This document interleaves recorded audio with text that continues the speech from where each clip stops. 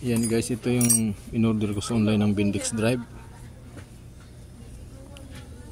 para sa Fury 125 class. Ayan, ganun siya nakalas-kalas to eh. Kailangan tatlo ang ano niya, bula, tatlo rin. Tatlo. Kung pakita ko sa inyo paano ilagay yan ha, sa ilalim. So ganito, may butas yan dito. Yan, nagaganyan yan siya. Tapos yan.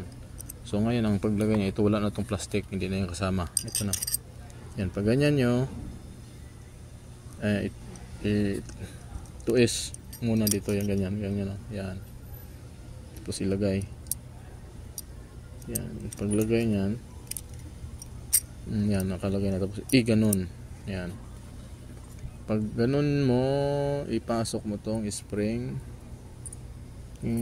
Spring ba tawag nito? Sa ilalim. Tapos ito rin, pasok mo rin ganyan. Yan, yan, pasok mo, tingnan natin sa likod. Yan, di pa, kailangan maganda pagkapasok. Hindi pa siya pumasok eh, ayan, pasok na. Yan, ganyan ang mangyayari niyan, ganyan. Next, ganun pa rin procedure sa next. Yan.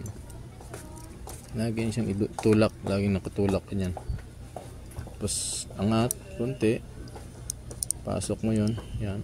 Kailangan tuisin mo ganyan, tuisin yan. Mas maganda kasi dito kasi na ano mo sa ilalim.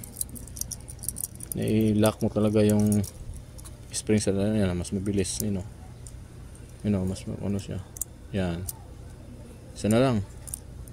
Bilisan natin para matapos na natin demonstration na ano lang, isa na lang. Ito, yan. Iangat mo siya. Tapos ipasok mo.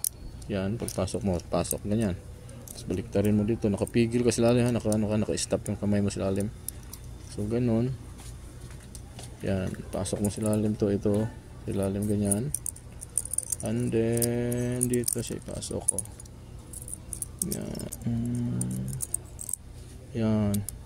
Basta to yan Yan okay na Okay na. Baliktarin natin. Tumatalsik yan pag binibaliktad. Yan Yan. Yan Okay kayo. Hindi mo kaya, ganunin mo siya. Pak. Tatalsik Yan. Ganun mo. Yan. Lagay mo sa kamay, ganyan.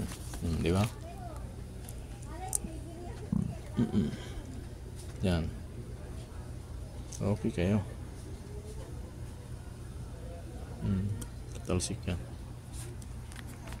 Diba guys? Okay kayo. Pinawisan ko guys. Mainit kasi dito sa amin. Mas palengke kasi